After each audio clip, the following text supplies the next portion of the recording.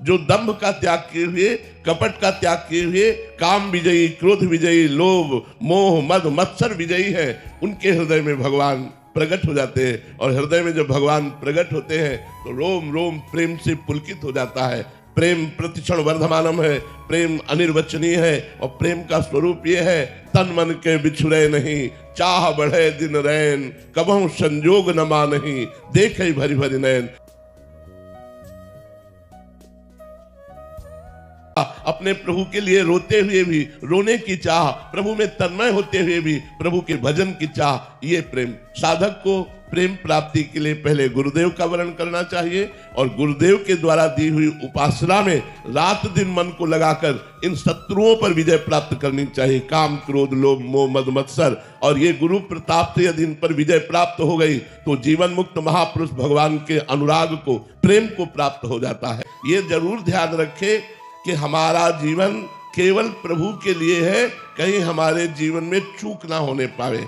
ये सावधानी सबको बनाए रखनी है। संत महात्माओं से सत्संग करना है और दूरी बनाकर भजन करना है। उनको भी भजन करने दो और आप भी भजन करो, नहीं तो त्रुटि हो जाएगी, उनकी साधना विक्षेप में पहुंच जाएगी और आपका भी जीवन विक्षेप में पहुंच जाएगा। प्रार्थना है साधक हो या साधिका हो, बहुत सावधान होकर इस मार्ग में चले, कहीं प्रमाद स्थिति में न फंस जाए, कहीं दंभ में न फंस जाए, कहीं माया का पाखंड न गिरा दे, तो फिर हमें प्रेम की प्राप्ति होती है। हमारा भोजन शुद्ध, हमारे आचरण शुद्ध, हमारे विचार शुद्ध और निरंतर भगवान का स्मरण, गुरु की शरण में उनकी आज्ञा का पालन, तो निश्चित इसी जन्म में भगवत प्रेम प्राप्त हो जाएगा।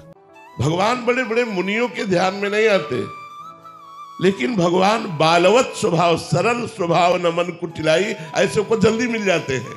जिनको अहम है कि मैं तपस्वी हूं, मैं जितेंद्री हूं, मैं योगी हूं, मैं मुनि हूं, भगवान उनके ध्यान में नहीं आते।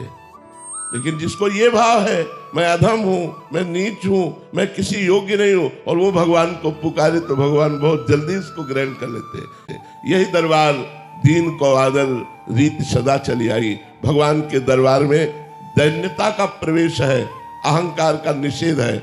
इसलिए बड़े बड़े मुनियों के भी हृदय में तपस्या का अहंकार होता है। जैसे सबसे बड़े मुनि दुर्वासा जी, और वो महान भक्त अम्बरीश जी को शाप देने के लिए पहुंच गए, कृत्या उत्पन्न कर दी। फिर भगवान के सुदर्शन चक्र ने उनको त्रिभुवन में दौड़ाया। जहां दैन्य है, जहां अकिंचनता है, जहां अहंकार नहीं है, वहां भगवान हृदय में प्रकाशित होते हैं। अगर अपनी तपस्या का भी अहंकार है तो चाहे जितना ध्यान लगा लो, भगवान ध्यान में आने वाले नहीं। बात यहाँ ये है, और अगर ऋषि मुनि संतों को भगवान न मिलते हो तो वो जीते किसके सहारे हैं? उनका जीवन का मतलब क्या रह गया? मिलते हैं, लेकिन जब तक अहंकार होता है साधना का, तब तक भगवान ध्यान में नहीं आते। तुम वही हो, लेकिन अपने स्वरूप को भूल करके देह भाव में आकर स्त्री पुरुष जड़ चैतन्य नानात्व में फंस करके नाना प्रकार के विकारों को प्राप्त हो रहे हो। निर्विकार परमात्मा स्वरूप होते हुए भी आप परमात्मा स्वरूप ही है। ब्रह्मविद ब्रह्मैव भवति, जो ब्रह्म को जान लेता है वो ब्रह्म स्वरूप हो जाता है, क्योंकि ब्रह्म स्वरूप था, ब्रह्म स्वरूप है, ब्रह्म स्वरूप रहेगा।